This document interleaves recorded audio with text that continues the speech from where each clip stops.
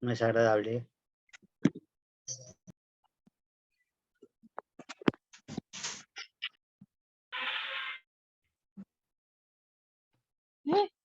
Bueno. Eso no fue.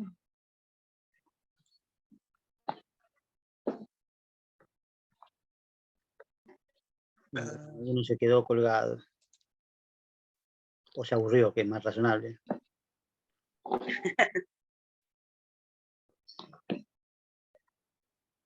Sí, por favor, gracias, Milagro, sí.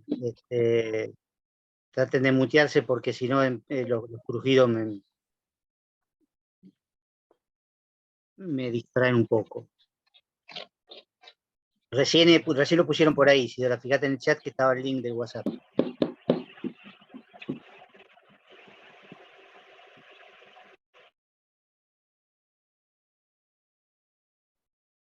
Ahí acabo de silenciar a Julieta Maidana. Perdóname, personalizo porque tus mails me están rebotando.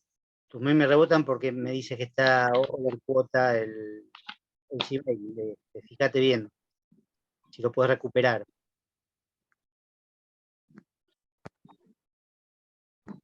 A ver, bueno, ya más o menos estamos. Faltan algunos. Otra chica me cambió el número de la dirección de mail, la incorporé ya, no me acuerdo quién es, está por acá, estaba recién por acá, bueno, no importa. Incorporé el nuevo mail, no hay problema.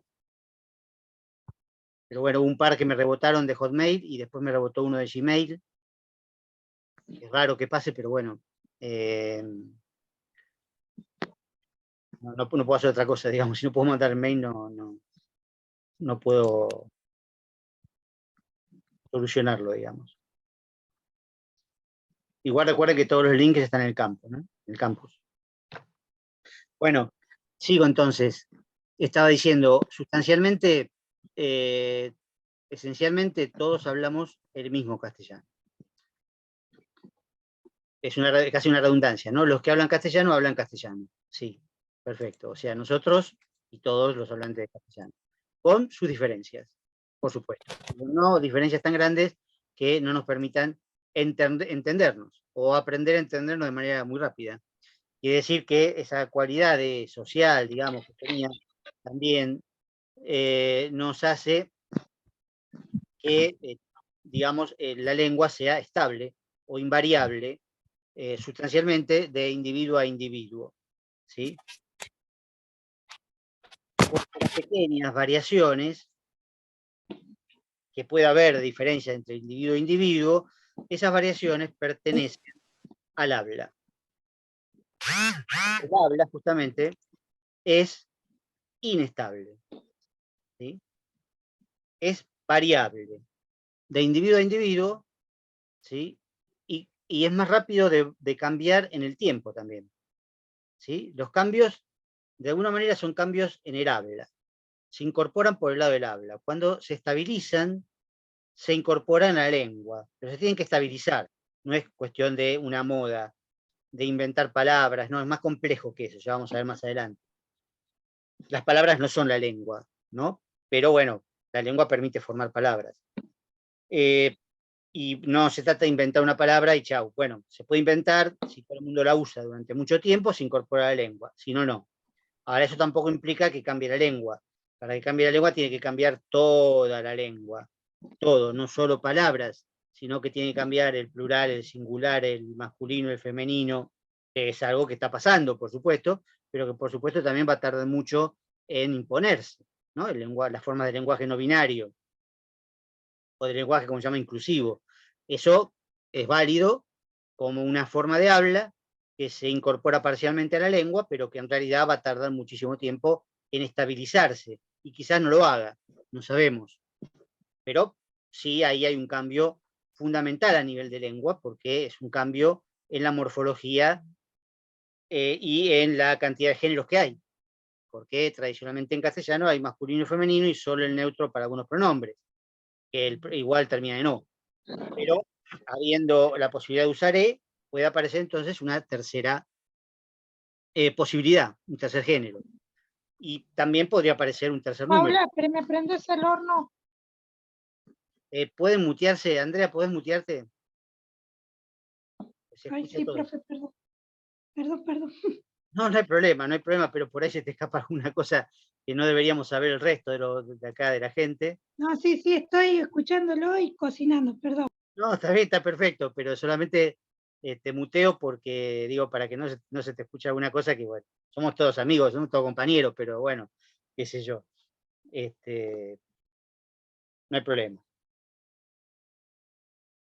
Entonces digo, la lengua es muy variable y muy variable también de individuo a individuo. Podemos decir, así para simplificar, cada uno habla de manera distinta. Sí, eso es obvio, ¿sí? Ahora, la lengua es la misma, ¿sí? Hablamos castellano. Entonces, ¿qué pasa? Bueno, la otra característica que tiene la lengua, después vamos a ver con más detalle el tema de la mutabilidad e inmutabilidad, porque necesitamos antes pasar por otro concepto muy importante, que no sé si llegaremos hoy, pero bueno. ¿Cómo es tu número? Vamos a tratar, sí, perdón. 15. Bueno, no hay caso. Bueno, vamos a tratar de ver hasta dónde llegamos hoy y después, por ahí la clase que viene me animo a compartir pantalla, a ver si no se descuajeringa todo. Hoy no lo tengo preparado. Digo, la lengua, como para redondear esto, según Saussure, es un sistema, o es sistemática, ¿sí? El habla no, por supuesto, siempre lo opuesto, ¿no? Pero, ¿qué se les ocurre? Ahora sí, se pueden desmutear. ¿Qué idea tienen de un sistema? ¿Qué puede ser un sistema? No solo como sinónimo, como explicación, cómo está formado, así intuitivo, intuitivo, no, sin ningún problema. ¿Qué sería un sistema? Un conjunto. Un Una manera de organizarse. un conjunto, una organización, es decir, un conjunto organizado, ¿sí? Automatizado en cierto sentido puede ser. ¿Más? Un conjunto funcional, muy bien. Es decir, un conjunto de funciones, ¿no? Un conjunto no de cualquier elemento, sino no es un montón, no es un sistema, un montón de cosas, no. Las cosas, los elementos que forman el sistema, tienen que estar organizados, tener su propia función, a veces jerarquía, y funcionan como, bien dijo alguien por ahí, automáticamente. Muy bien, interesante esa noción, desde ya. Bueno, sinónimo de Claro, sistema, algo que está en función de, ¿cómo? Está en función. algo que está en función de o para algo. Bueno, tiene una finalidad, sí, también, exactamente, la finalidad perfecta, también eso incluye la idea de sistema probablemente. Difícil que un sistema no sirva para nada. Sí, pero individuales no como individuo acá, sino que los elementos son individuales, ¿no? Hay unidades. El sistema tiene unidades, pero el individuo acá no tiene nada que hacer con el sistema, ¿eh? Estamos en el terreno de la lengua. Y justamente, digamos, como sinónimo se puede usar estructura. Sistema de estructura es parecido. Y digo, en una estructura, en un sistema, el individuo tiene poco que hacer, puede usarlo, ¿sí? Pero no alterarlo, salvo que sea su creador o salvo que tenga autoridad para crearlo, pero eso es medio difícil. Digo, un sistema, igual esto es una idea muy general, por supuesto, del sistema. A lo que vamos y lo que realmente queremos redondear y especificar y dejar bien claro, es que para Saussure la lengua es un sistema de signos, ¿sí? Y acá aparece justamente la idea de signo, por primera vez, cuando él dice, es un sistema de signos. Los signos integran la lengua, integran un sistema llamado lengua, ¿sí? Y por fin apareció entonces la palabra signo, que ahora vamos a ver cómo están compuestos los signos para Saussure, ¿sí? Cómo es su naturaleza, cuáles son los principios que cumplen, ¿sí? En cierto sentido la función. Bueno, vamos a verlo después, pero primero para redondear esto, para redondear este cuadrito, recuerden que estábamos en una especie de cuadrito así como de dos columnas, ¿no? Lengua y habla, es fácil deducir no hace falta ni preguntarlo, ¿cuál de las dos va a ser el objeto propio y exclusivo de la lingüística para Saussure? Evidentemente, la lengua. Eso es lo que él estaba buscando. Un principio social, estable, mental, homogéneo, ¿sí? Que no tiene mezcla de otras cosas. Eso es la lengua. Y para Saussure, la lingüística se dedica a estudiar la lengua, no el habla. Después, en realidad más adelante, después él va a decir que hay posiblemente una lingüística del habla, y de hecho nosotros vamos a estudiar algo que es como una lingüística del habla, que se llama análisis del discurso. Sí, Julia, te escucho.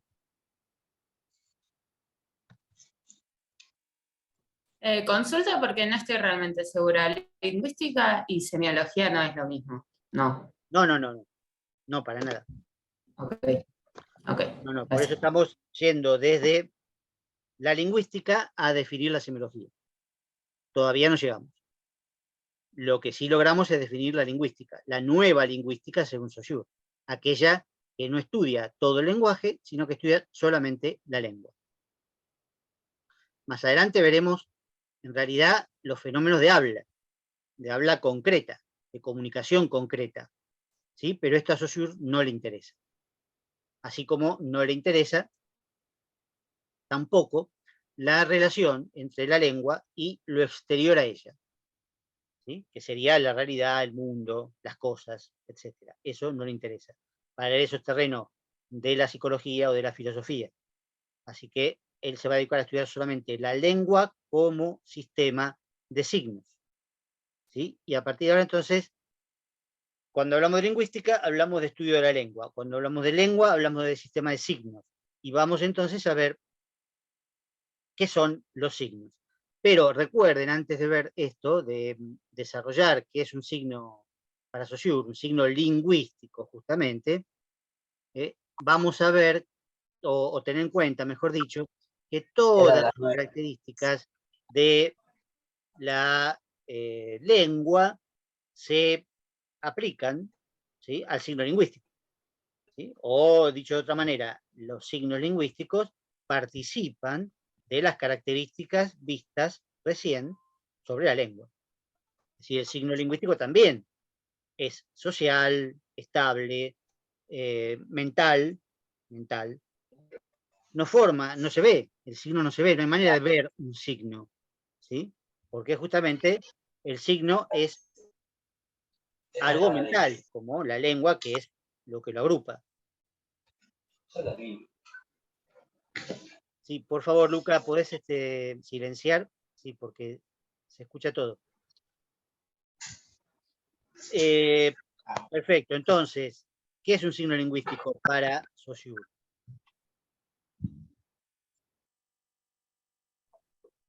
Es una unidad, una entidad de dos caras, que se puede dibujar como un círculo partido por la mitad o un óvalo partido por la mitad. Eso lo tienen, por supuesto, en el PDF y en todo el material que puedan ver, incluso los videos también que yo subí. ¿Sí? Es solamente para verlo, imaginarlo de alguna manera, porque imaginarlo de manera concreta, porque, como decía recién, el signo no se puede ver en ningún lugar, ¿sí? Está en la mente, entonces no se puede ver. ¿Sí? No es que podemos agarrar el cerebro, cortarlo y vemos signos. No, sin duda el cerebro tiene por lo que se sabe, que tampoco es mucho, tiene un área específica de cada lenguaje, pero bueno, por supuesto ahí lo único que hay es materia gris, neuronas, bueno, en el mejor de los casos. Entonces no hay signos ahí. Pero bueno, cómo lo imaginamos y cómo lo definimos, eso es lo importante, la definición. Una definición que puede resultar abstracta, sin duda, como todo lo que estamos viendo hasta ahora. Pero para Saussure no es abstracta, ¿sí? Esto es muy importante, porque después otro autor que vamos a ver después, justamente Bakhtin, lo acusa a Saussure de que maneja solamente abstracciones, ¿sí? Pero para Saussure esto es bien concreto, es bien real, bien existente, solo que no se puede ver. Si no es material, no es sustancial, pero sí concreto. Es una diferenciación bastante sutil difícil de entender, pero que, bueno, en todo caso, a medida que vayamos viendo, vamos a ver también la diferencia con otro tipo de signos. Pero acá estamos en el terreno del signo lingüístico. Ahí muy bien, como dice Bani, es una entidad psíquica de dos caras. Perfecto. ¿Cuáles son estas dos caras? En principio, Saussure las llama concepto e imagen acústica. ¿Sí? Ponemos el concepto arriba, la imagen acústica abajo.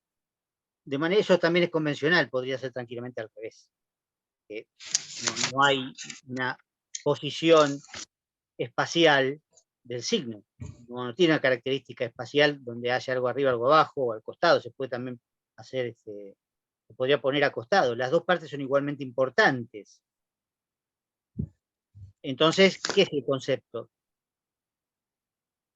El concepto es una idea, una definición, una porción de pensamiento.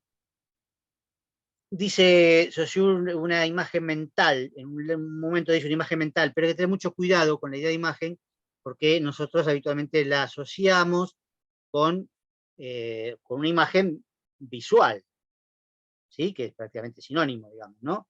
Pero no se trata de una imagen visual, y ahí hay un poquito un error en el curso, por más que está explicado, ¿no? Está bien explicado, pero el dibujito que hay en este caso, ya sea del árbol o del caballo, nos puede llevar a pensar que el concepto es algo que uno se imagina mentalmente y como algo visual, como algo que tiene una forma, algo que se puede ver. Es obvio que el concepto de perro, de caballo o de árbol nos remite, sí, a árboles reales, a perros reales, etc. Pero esto, repito, a Saussure no le interesa. ¿Sí? A él lo que le interesa es la idea de perro, que todos sabemos qué es, ¿sí? Como idea. Que uno puede incluso ir al diccionario, buscar la palabra perro, y ahí le explica qué es un perro, ¿sí? Pero hay muchos conceptos que obviamente no se pueden ver. Uno puede decir, no sé, democracia, maldad, bondad, pero, ¿sí? Qué sé yo, todos esas palabras, que son también signos, o pueden materializar un signo, tienen concepto, pero ¿qué vamos a dibujar? En lugar de pero, o qué, o por qué, o en lugar de bondad o maldad. No hay nada visual ahí involucrado, ¿sí? Es una idea, nada más, una idea. Si uno dice, por ejemplo, perro, puede decir, bueno, perro es un animal, cuadrúpedo. Representación mental, muy bien, la representación mental, exactamente. Pero las dos son representaciones mentales, ¿sí? Lo que pasa es que el concepto es representación mental de una idea, y la imagen acústica es representación mental de un sonido, ¿sí? Hay que tener mucho cuidado con eso, ahora vamos ahí. Pero repito, digo perro, una definición, un concepto de perro, ¿qué sería? Es un animal, bueno, cuadrúpedo, vertebrado, de cierta familia, la familia de los cánidos, ¿no? Como se dice. ¿Qué más? Bueno, puede ser doméstico, sí, bueno, también hay perros salvajes, pero pongamos que es un animal doméstico. ¿Qué digo? Perro, masculino, macho, por la O, perro, ojo, y además singular, porque no tiene S, ¿sí? Y ahí está completo la idea, concepto de perro. Si yo digo perras, por ejemplo, en perras tenemos todo lo mismo, salvo que la A me remite a género femenino, por lo tanto sería hembra del perro, y plural, que se marca con la S en castellano, ¿no? Cuando la palabra termina en vocal, ya sabemos, ¿no? Cuando termina en consonante se marca como ES, ¿no? Es. Pero bueno, en perras, ahí tenemos varios conceptos. Tenemos el concepto del animal, el concepto de femenino y el concepto de plural, ¿sí? Que a su vez en castellano, plural significa más de uno. Singular es uno, por supuesto, en cualquier idioma.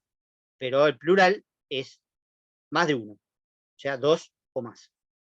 Digo esto porque hay otros idiomas que tienen dual, trial, cuatrial, etcétera, que tienen muchos números. Pero nosotros tenemos dos números, nada más, ¿sí? Singular y plural. Entonces, ¿qué pasa? Ese sería una idea de concepto sencilla, más o menos sencilla. Ya, por supuesto, también si vamos a otro concepto que usé ahí recién como ejemplo, maldad o bondad, bueno, ¿qué es la bondad? Bueno, ya mucho más difícil de definir. pero hay un concepto de bondad. O democracia, bueno, hay un concepto de democracia, pero desde ya mucho más difícil, más complejo de definir, pero el concepto existe. Y es relativamente compartido, recuerdo, como toda la lengua. Ahora, volviendo entonces, ya que lo dijeron antes como representación mental, perfecto, sí, es verdad, la representación está en la mente colectiva, ¿sí? En la mente de la masa hablante y en algunos individuos de esa masa hablante. Recuerden lo que dije antes, la sumatoria de los individuos da la lengua en su conjunto, ¿sí? Pero no todos los individuos tienen todos los conceptos y todas las imágenes acústicas, porque algunos pueden tener más conceptos y otros menos, algunos más imágenes acústicas y otros menos. Igual, por supuesto, siempre tengan en cuenta que, como dijeron bien por ahí, es una entidad psíquica de dos caras, entidad y unidad. Siempre las dos caras están juntas, no se pueden separar, ¿sí? Saussure dice que es como una hoja de papel, el signo, que tiene un frente y un dorso, pero son inseparables, porque no se puede separar una hoja de papel, ¿sí? Bueno, en todo caso, si se pudiera separar de manera técnica o tecnológica, saldrían dos hojas de papel. Pero como metáfora sirve. En general, una hoja tiene el frente y el dorso están pegados, ¿no? Un lado y otro. O una moneda, ahí está más claro todavía. Una moneda tiene cara o seca, ¿sí? O cara y cruz. Y la moneda tampoco se puede partir por el medio.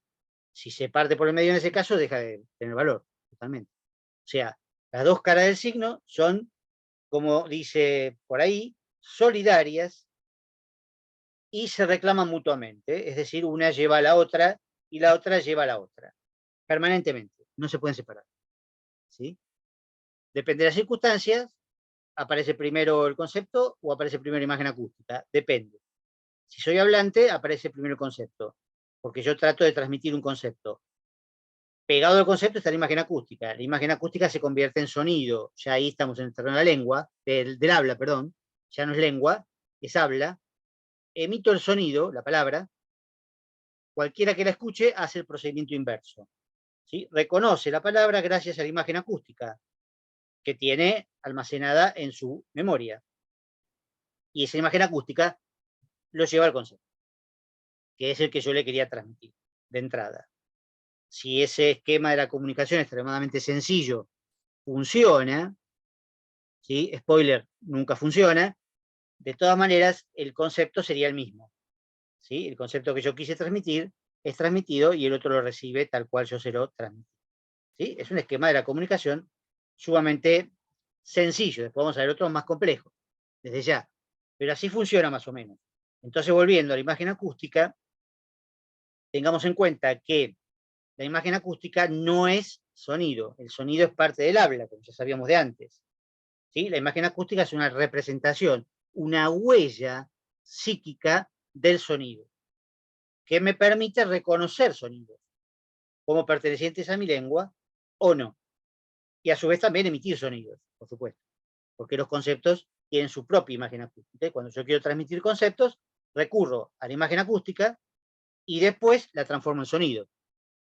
¿Sí? Pero ya el sonido, por supuesto, es un fenómeno de habla que va por un canal físico determinado y llega al oyente, ¿sí? También por su aparato de audición que le sirve, digamos, para recibir el sonido y después en la mente eso se transforma en la imagen acústica y el concepto necesario, que sería lo mismo que yo quise transmitir desde el principio. Se supone que funciona de esa manera. Si uno no es sordo, por supuesto. Yo, en mi caso, por ejemplo, yo soy sordo, pero uso audífonos, entonces es lo mismo, puedo oír bien. Así que cuando tengo puestos los audífonos, si no, no oigo nada. Pero digamos que el proceso funciona igual a través de los medios tecnológicos, ¿no? Que reemplazan los órganos de la audición que estén fallados, como podrían incluso a veces reemplazar algunos órganos también de la fonación, si uno tiene algún problema en las cuerdas vocales, etcétera, ¿no? Hay aparatitos que permiten hablar, etcétera. No, es que no hay ejemplo de imagen acústica porque si lo digo ya se convierte en habla. ¿Sí? Es, digamos, la imagen acústica que me lleva al concepto de perro. ¿Sí? Pero no el sonido de la palabra perro, sino los fonemas que lo integran y que están presentes en la lengua y en mi mente. Entonces me permiten reconocer la palabra perro. ¿Sí? Pero no hay forma en que lo manifieste, porque si yo digo perro es una palabra ya. ¿Sí? Y entonces ahí es donde ya no puedo ejemplificar. Todas estas palabras que usé recién, maldad, democracia, pero, porque, por supuesto tiene una imagen acústica determinada, ¿sí? Y después tiene un sonido. ¿Sí? Que es menos importante. Lo que importa es la imagen acústica que está almacenada en la mente. ¿Sí? Pero por supuesto no se puede dar un ejemplo porque no hay manera. Se representa simbólicamente con fonemas, con la escritura fonética. ¿Sí? A veces uno cuando aprende otro idioma, aprende fonética. ¿Sí? Y cada sonido tiene un signo especial, que no es el alfabeto común de la escritura, sino que es un signo especial. Ese signo fonético, de alguna manera, remite a la imagen acústica. No, pero no es lo que vos te imaginás, porque lo que vos te imaginás puede estar errado, puede estar equivocado. Si cada uno imagina una cosa distinta, sería imposible la comunicación. No, en absoluto. El concepto es el mismo para todos. O se ignora o se sabe. Puede ignorar, por supuesto, si yo le digo, no sé, es una palabra cualquiera, cenotafio, qué sé yo, serendipia. ¿Saben qué significa? ¿Saben qué es un cenotafio? Con C. ¿Ven? Bueno, ahí por ejemplo no saben el concepto. Yo sí, pero seguramente ustedes saben también conceptos que yo no sé. ¿Sí? Si sumamos lo que ustedes saben más lo que yo sé, ahí se forma la lengua, el conjunto de los conceptos. ¿Sí? Cenotafio es una tumba donde no está el muerto, donde no está el cadáver, ¿no? Es una especie de monumento en homenaje, digamos, ¿no? Pero no está el cadáver ahí. Eso es un cenotafio, con C. Lo digo simplemente porque se me ocurre esa palabra, ¿no?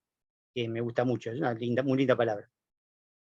Pero digo, esa palabra tiene una imagen acústica que permite pronunciarla y permite oírla, pero no la puedo dibujar, esa imagen. Tengo que escribirla con las reglas fonéticas que lo van a encontrar ahí en los apuntes, ¿no? Por supuesto.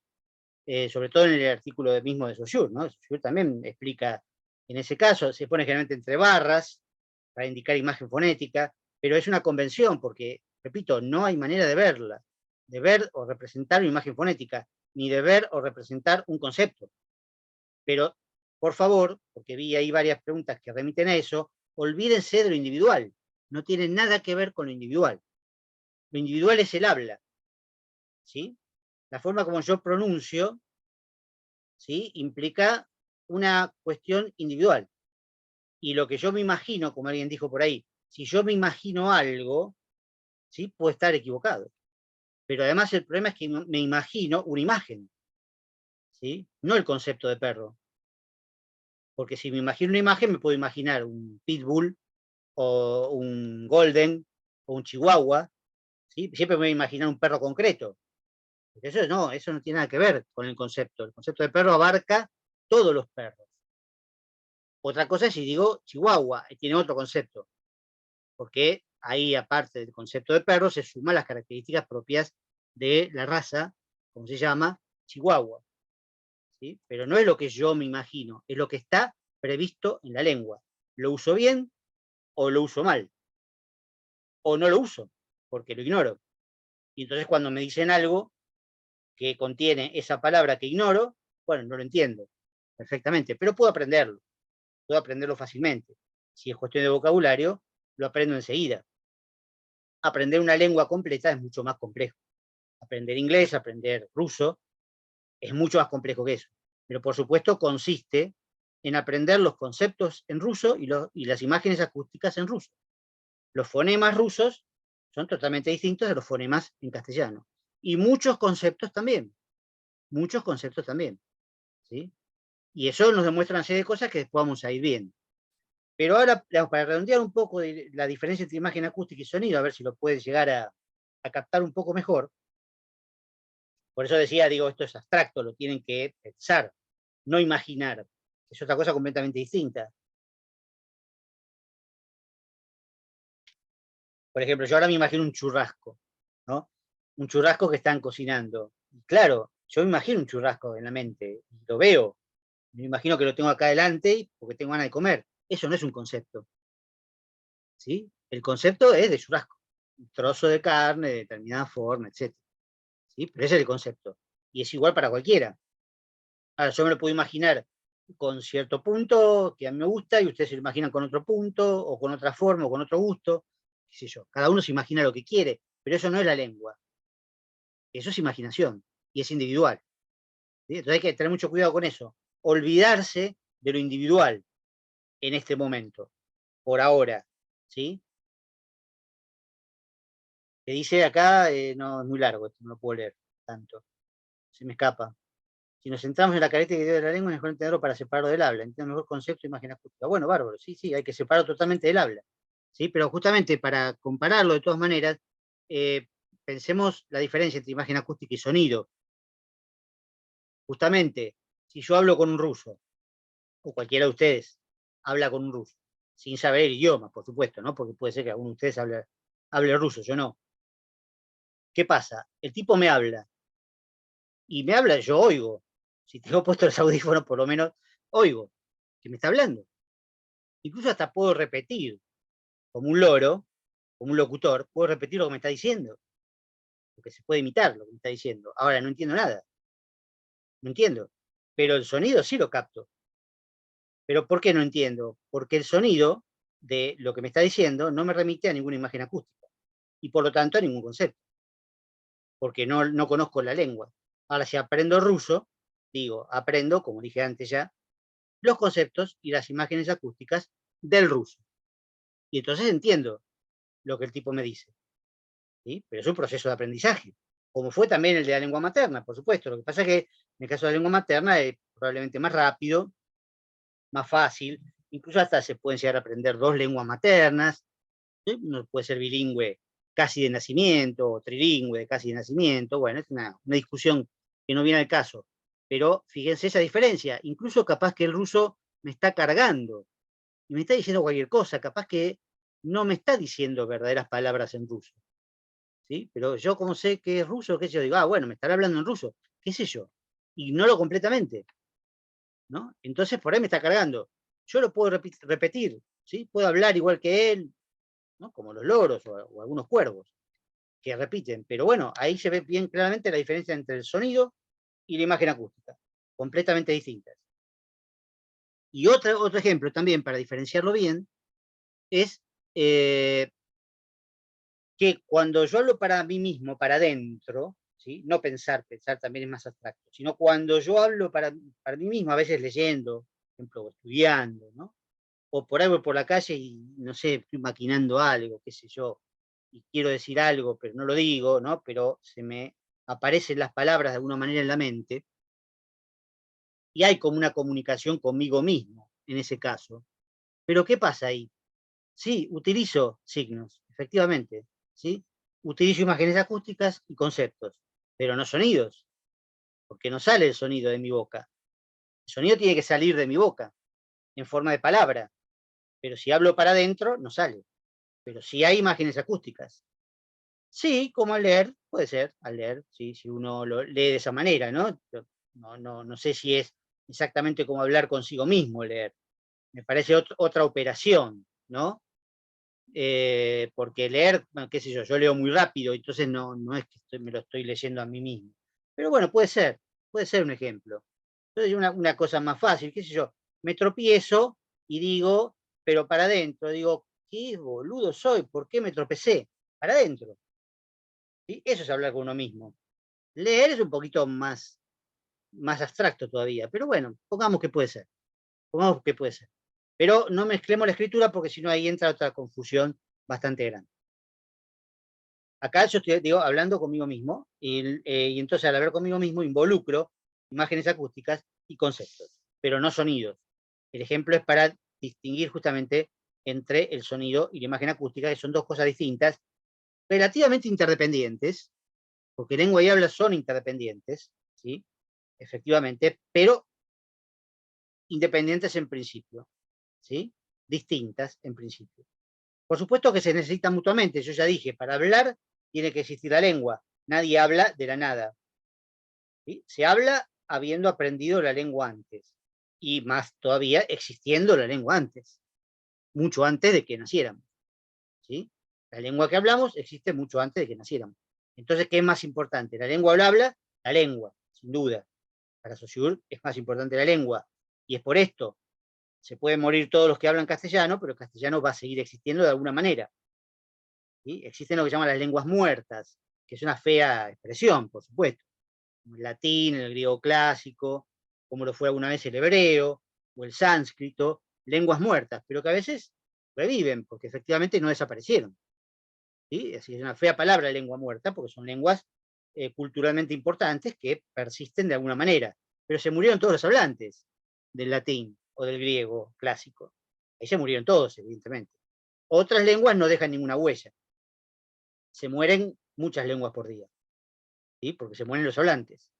Y entonces, como nadie más las conoce, ¿sí? Y no tienen escritura y no tienen forma de comunicarse con el exterior de sus culturas, y bueno, desaparecen las lenguas. Sí, es verdad. Hay pueblitos de la, qué sé yo, de la Amazonia, hay pueblitos de 20 personas, y otros de 200 por ahí. Bueno, está bien, pero los pueblitos de 20 personas, qué sé yo, se van a morir pronto, la verdad, ¿sí? Y no van a poder conservar la lengua, nadie la va a conservar.